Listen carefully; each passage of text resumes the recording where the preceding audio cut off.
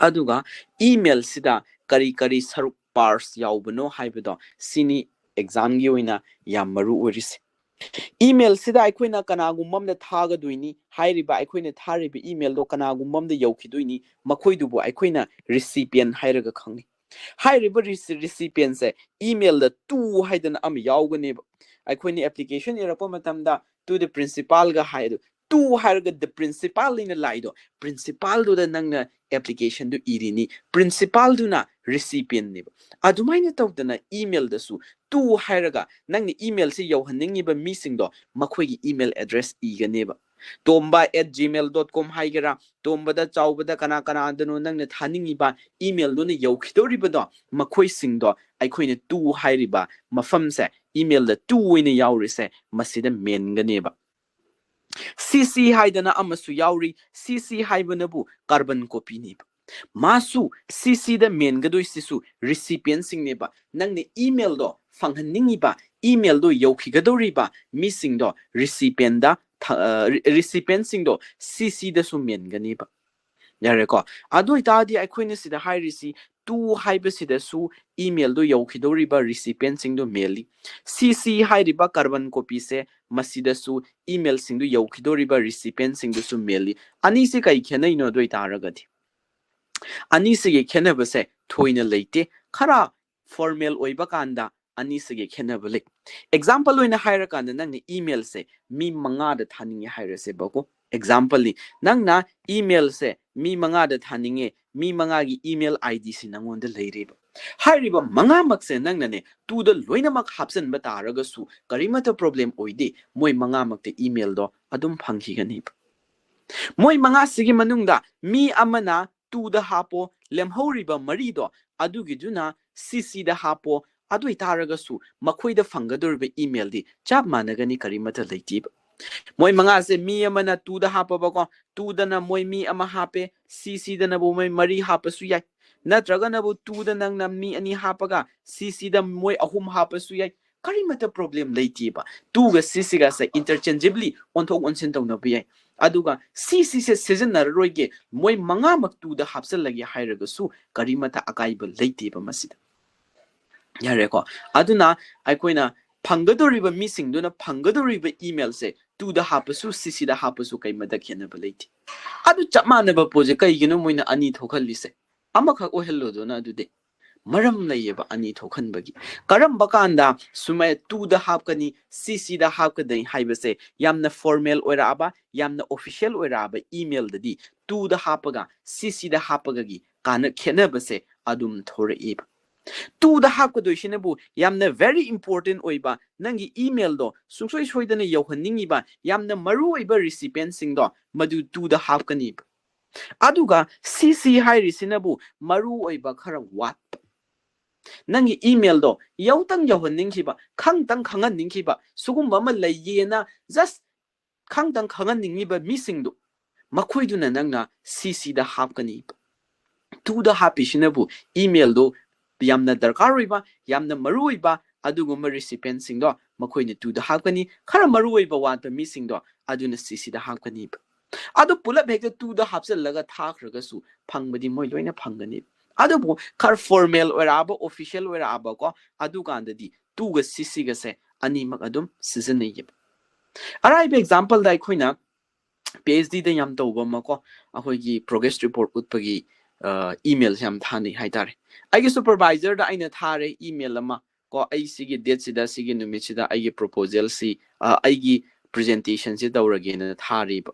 ado maruori se aigi supervisor du yohan buduni aduna aigi supervisor se tu hairiba fill se masida aigi supervisor gi email id do men gani aduga cc haibe sidanabu aiga research tawminaba aigi colleagues mayam ama aigi friend circle mayam ama moisu aigi presentation sida yahonge yenghange makhoi desu feedback loge haiba taragadi makhoi sine cc da hakani maru oiba khara watli maru oridi aigi supervisor duni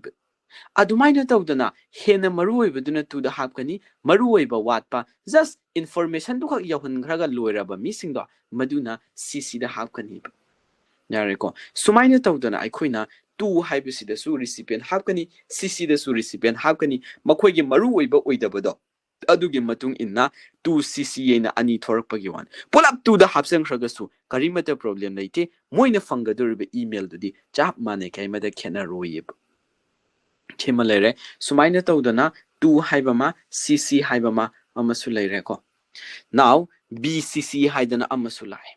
BCC hairisinabo blind carbon copy haibani masiso recipient nebo hapkadoris nangi email do yauhan khidauba phanghan khidauba adugumba missing do madusu BCC da hapgani tawbatabu manabu khara tongali secret recipient sai mi atopana khanghan noidaba arotpa adugumba khoigi recipient sing do BCC da hapkani aduna exam da hangisi kaino hai kansida 2 da email ID khar hape CC da su email ID khar hape BCC da su email ID khar hape aduga makha da piribi statement singa sidagi achumba khalurana hangi bako masida khar khena balai 2 da hapaga CC da hapaga BCC da hapaga makhoi sing khena bado maduni sida piriba point ahum se masini tangai fadana noina khangadorisi chimpha bugadorisi khena basi kaino hai kan se de yenga se yengo 2 da khar hape CC da khar hape BCC da khar hape ko sima dekhange mute thamjalo ko sumaina tawdana akhoina 2 da happy ba recipient sings nangna mi khar 2 da happy do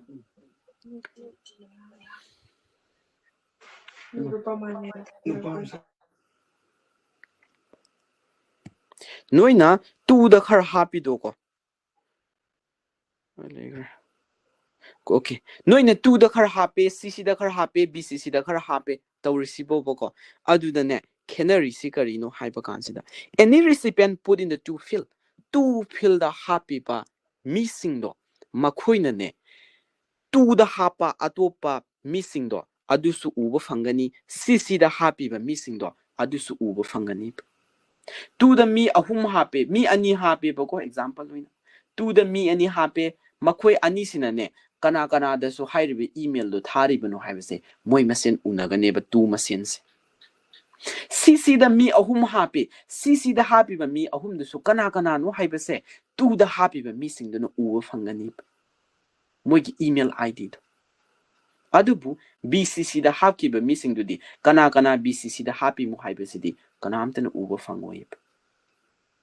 munna taw ko aduna 2 da happy ba recipient sina atopa 2 da kana kana happy bano haibase uba fangani ba loina na CC da kana kana happy bano haibase masisu 2 da hapa mi do no uba fangani adubu BCC da kana kana happy bano haibase di 2 da happy ba mi do aduna uba fangoyeb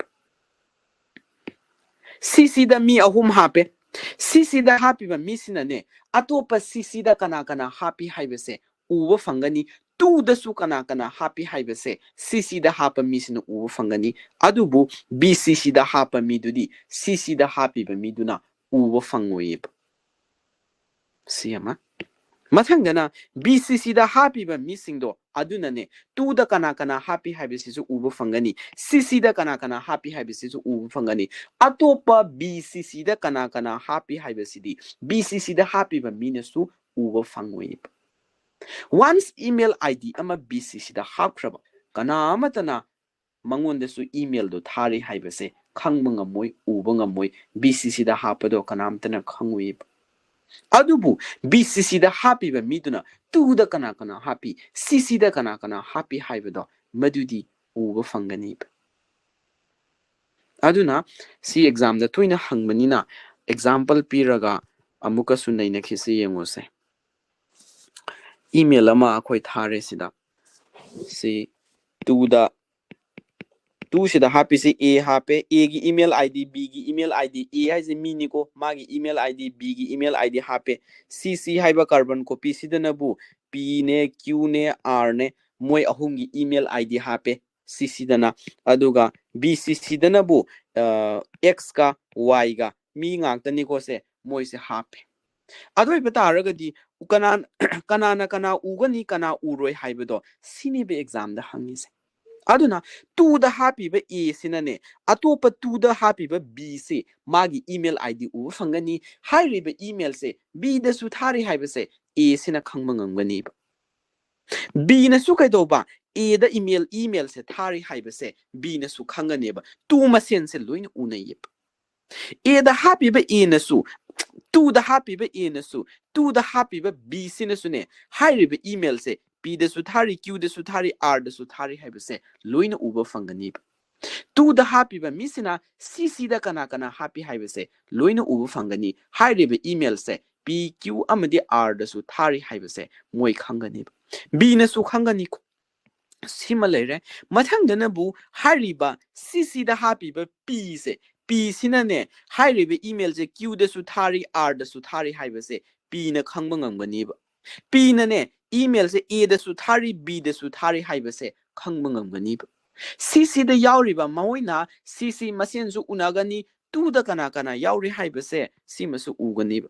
R nasu hairiba email se R nasu hairiba email se P da su thari Q da su thari A da su thari B da su thari haiba se R nasu khangba ngamgani adubu mathak da yauriba A da yauriba mayam CC da yauriba mayam sinane hairiba email se X da su thari Y da su thari haiba se sidi never kaidonung da khangba ngamoyi BCC da happy ba missing city mi atopana kanamatan uba fangwe moi masen su unaroye X na email se Y da thari haiba su khangwe Y na su email se X da thari haiba si khangwe adubu BCC da happy ba X na su BCC da happy ba Y na su hairi ba email do A da su thari B da su thari P Q R da su thari haiba se loina uba fangane ba makoine